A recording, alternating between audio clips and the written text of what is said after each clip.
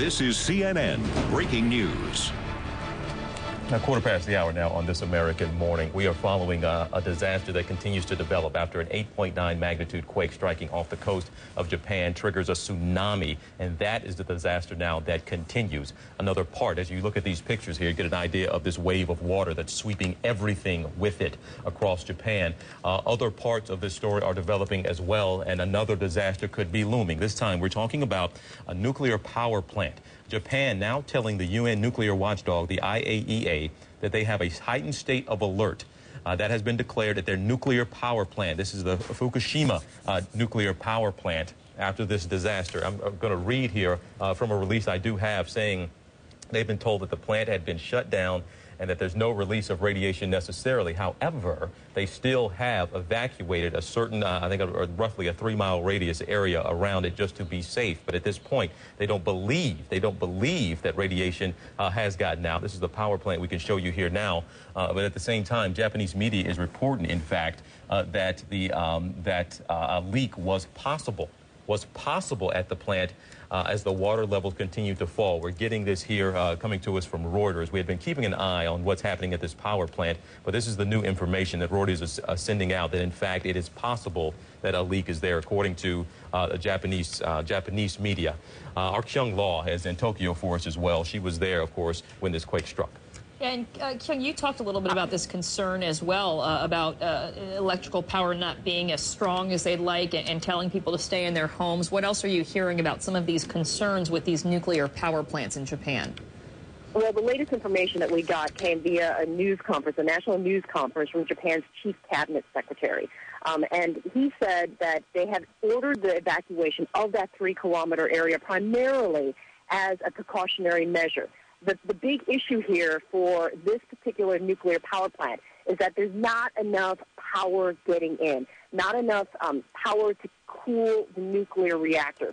So, according to what the chief cabinet secretary said on television in this national press conference, he did say that there does not appear to be an immediate crisis, but because of this lack of power and the inability to keep things cool enough inside the reactor, that's why they are ordering this evacuation. People who live outside that 3-kilometer area, from 3 to 10 kilometers, they're being told to simply stay in their homes. So at this point, this appears to be largely precautionary, but certainly anytime you deal with anything regarding a nuclear power plant and an earthquake, that raises some alarms. Most of the nuclear power plants in Japan, but especially the ones that have been retrofitted, are able to withstand an earthquake of about 7 or 7.2. It depends on which region of the country you're talking about. It does vary per nuclear plant.